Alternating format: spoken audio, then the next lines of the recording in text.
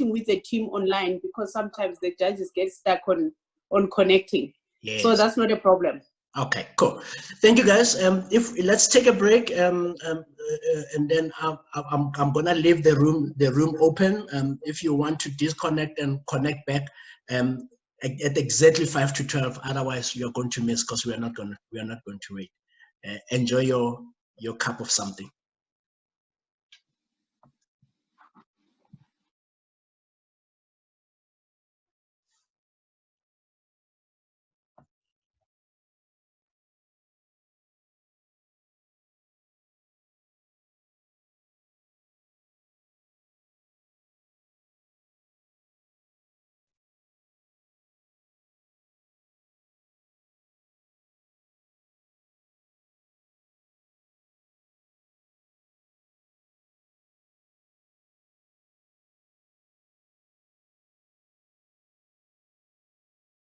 You know, they know that smooth jazz has actually influenced.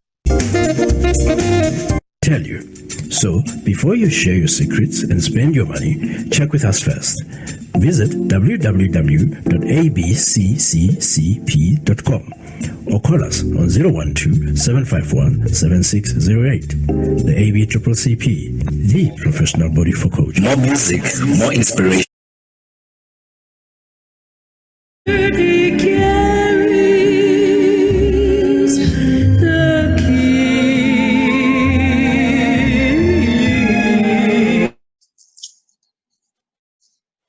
Won't you tell them, please, to put on some speed?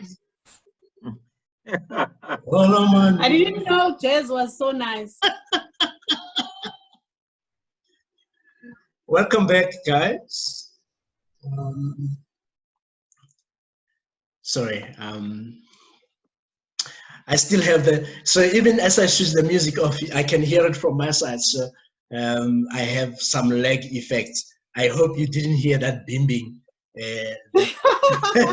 We did. Sounds like we had that I was doing. That's this morning. Interestingly, I found a diary which I wrote in 2005. Because I wasn't sure what year it was, where I made a decision that when I turned 40, I would have a concert, a music concert where I actually sing some of my favorite songs. And that song that just played now was actually in the third set of the performance. That's how much I had designed it. I had designed it with stages, and then line, and then the break, and then that song closes the second set after the break. Someone to watch over me. The first time I heard about it, it was in the movie Mr. Holland's Opus. That's Ella Fitzgerald, in case somebody wants to know. And in case you want to hear all of this interesting stuff, Jazz on Vuga every Friday. If I'm not doing coaching, I'm doing jazz. So check it out.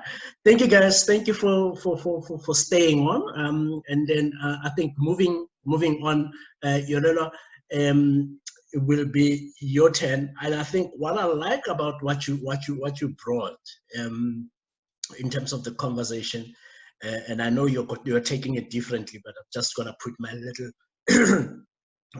tab in it. Was that I find that many times as people, as humans, as entrepreneurs, we spend so much time thinking about how do we sell, how do I make money, and how do I run businesses and all of that. But one thing I know as Africans, many of us, not necessarily everyone, but many of us, we don't really think about where will the business be 100 years from now. And I know that my conversation with Douglas, when we started, he came to the center and he said, I'm looking for work. And I don't have work. I don't know what I'm doing, because I never really know what I'm doing. I just do what the spirit directs me, and somehow it always seems to be working, thank God. And then I said, I would like to create something that's going to last us for 100 years, even when I'm not here. And I think the topic you're talking about speaks to that for me. That says, how do we create a foundation such that we have organizations that will last for 100 years. So I'm going to allow you to introduce yourself, put on your presentation. Ladies and gentlemen, welcome Yolelwa Sikunyana. You can clap.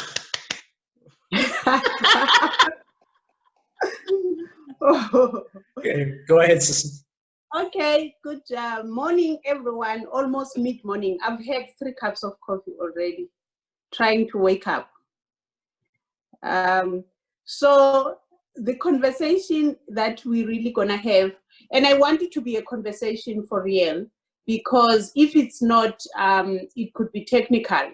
And if it's technical, then there is no reason to participate.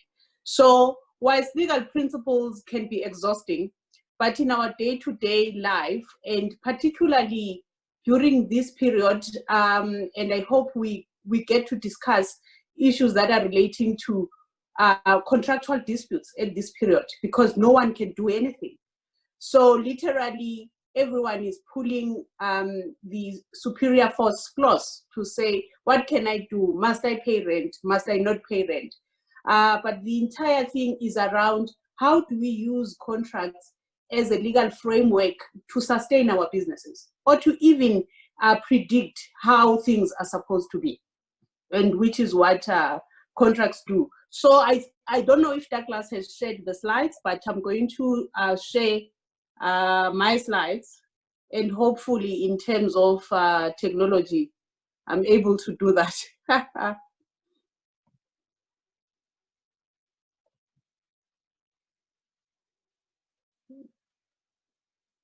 Oh my. Okay, someone must tell me if all right, let's work with it. What do you're using a laptop, right? I'm using an iPad. An iPad, okay. So with an iPad, I think it should be at the top. That thing that menu, the menu bar that you hover. So, but yeah, you have to. The second one. Yeah. Then the green one, you have the presentation open, so just click the share screen. Or you open the presentation first, and then do share screen, and then you should be fine. Okay, let's see. Okay. And then it will allow you to pick the screen you want to share. Okay, let's go back and then let's see, share content, screen.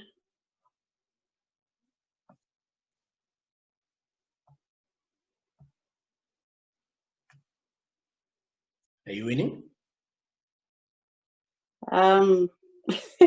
So it's not showing any my screen, the screen that I've opened. So my presentation is open. All right. But I'm not picking it up from. All right. Let me see if we can run the presentation from my side, and then from your side. Yeah. So hold on a second. So we are experimenting with all of this. So while we are doing all our little experiments, please on your chat box for your look. My question while we're doing this, but if I'm still making money, should I be still claiming?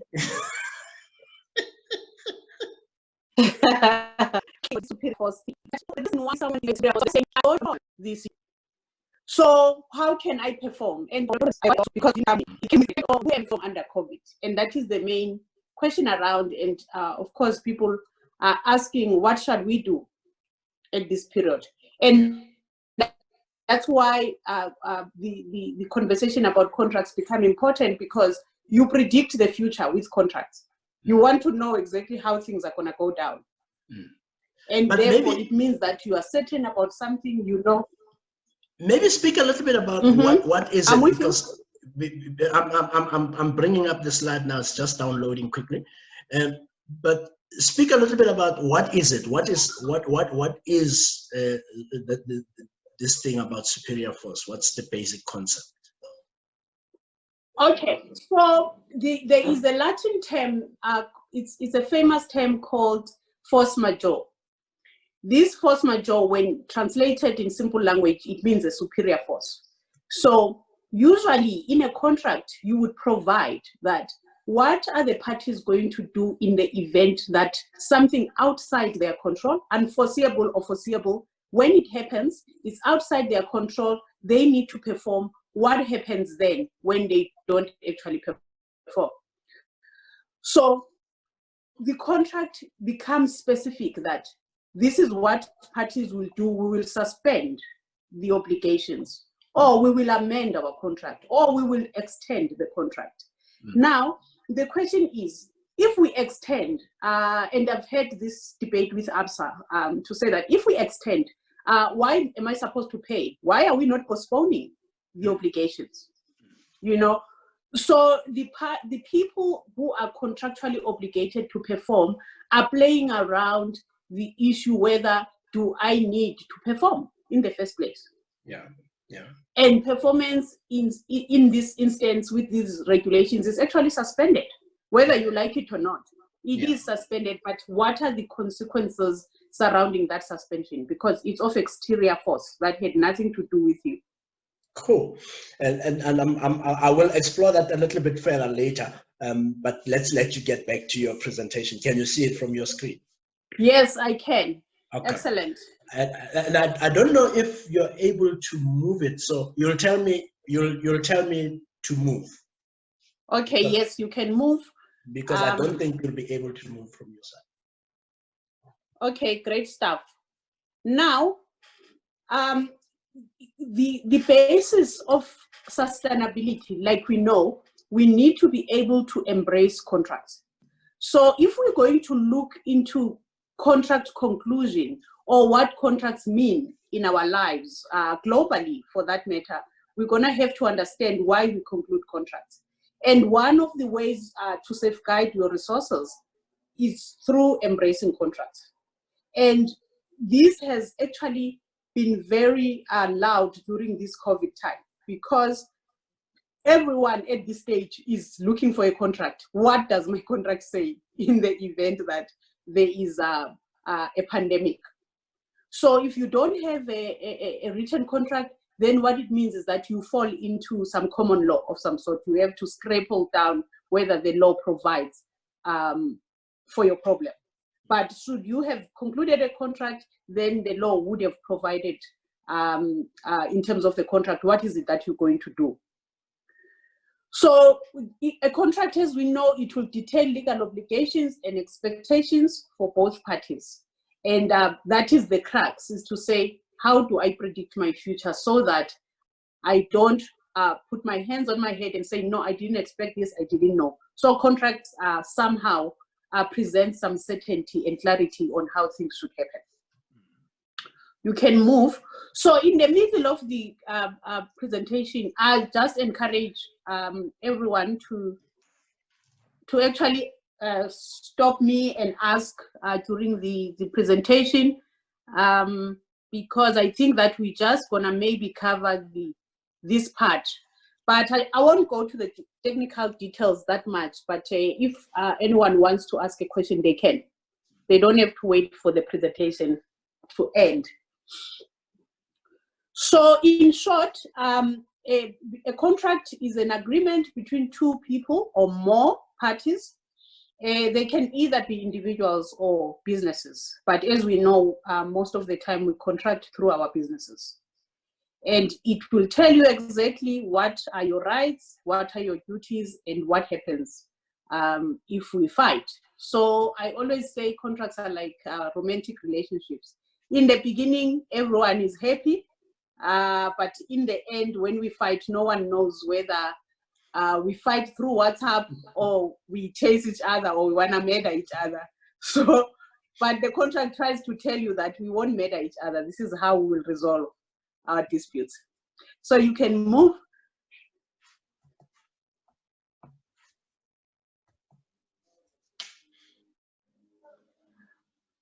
So here is why the contracts are important, is that you don't need to know me to have a contract with me. And this pandemic as well has taught us that now people are concluding contracts all over the world because someone is going to export or import something to the country, but they don't know each other, but they only trust the paper that says this is what you're going to do and this is what I'm going to do, and that paper has been sealed with signatures. So the reason why we trigger contracts when we do business transactions is because we want to establish a relationship. But how do I establish a relationship with someone in Ghana if I don't have a contract? If I don't have something that I can prove that I know a supplier in Ghana and this is what he's going to do for me? We want to commercialize our products and we want to protect the terms of engagement. So if you've seen in this country, I think everything gets leaked in this country. There is nothing that doesn't get leaked. From letters, confidential letters from lawyers to the presidents, everything gets leaked. So in the end, I think that this is what people are trying to control by using contracts so that they can protect confidentiality, which is the utmost important thing when you are dealing with other people. Okay, we can move. I've given you control. You must have received a message there so that you can be able to pace yourself probably. Excellent. Yeah. Okay, let's see that if that works. I couldn't secure a laptop. That's why I'm still using. I understand. I kind of figured it out. Yeah. So there is a certain type of contracts that we call non-disclosure agreements. And these non-disclosure agreements are usually used to actually establish the initial contact. So if I'm establishing initial contact, how do I make sure that you do not leak my information to my competitor? So I will have to bind you into not telling anyone or disseminate any information about the transaction that we are about to do. So as business people and entrepreneurs, sometimes we go and share this with our fellow entrepreneurs that, you know what, I'm concluding a deal in China, this is what we're gonna do, this is how much it's worth.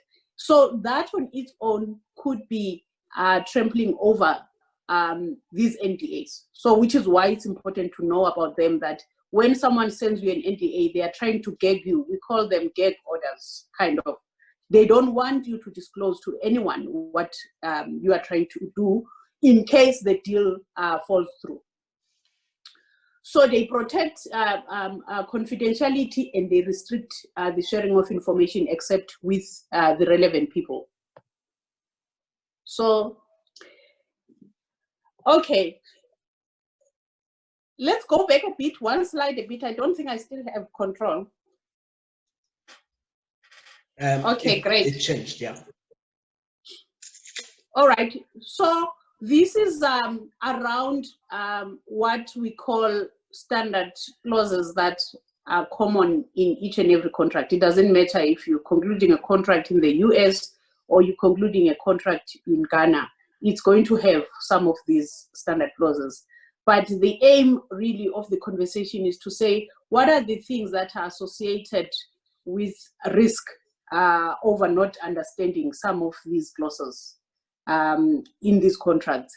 And the common thing, is that we get to be called as business people to do work before paperwork is sorted. And because we are small businesses mostly, or we are sole proprietors, we think, okay, we can do this work, but we'll see if the client pays or not, or if they send me paperwork.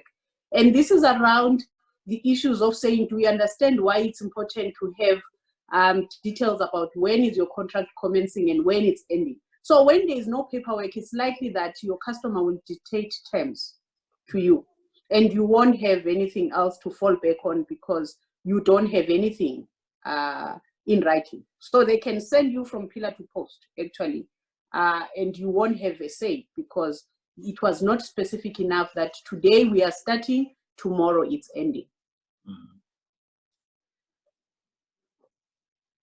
Okay, we can move. You can move it from your side. I can't move it from my side. Really? Because Yes. it's not moving. It's probably a bit slow, so be patient. I think just click and then carry on. I think it will change because it's not moving. Hold on. All right. Is that the screen you wanted? Yes.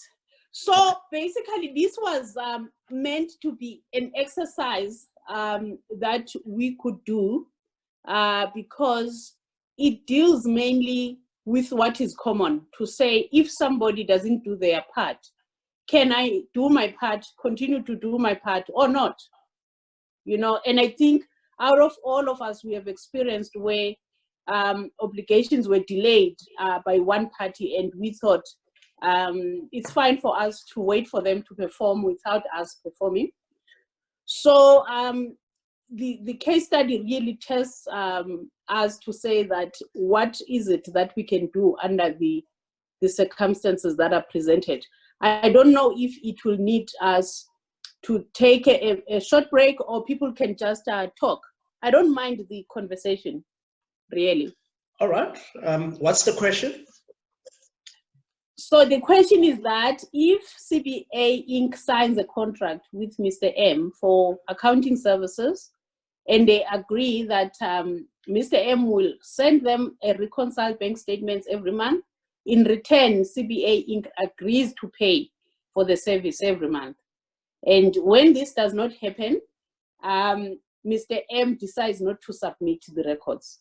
So the question is, who did not meet their contractual obligations? Cool.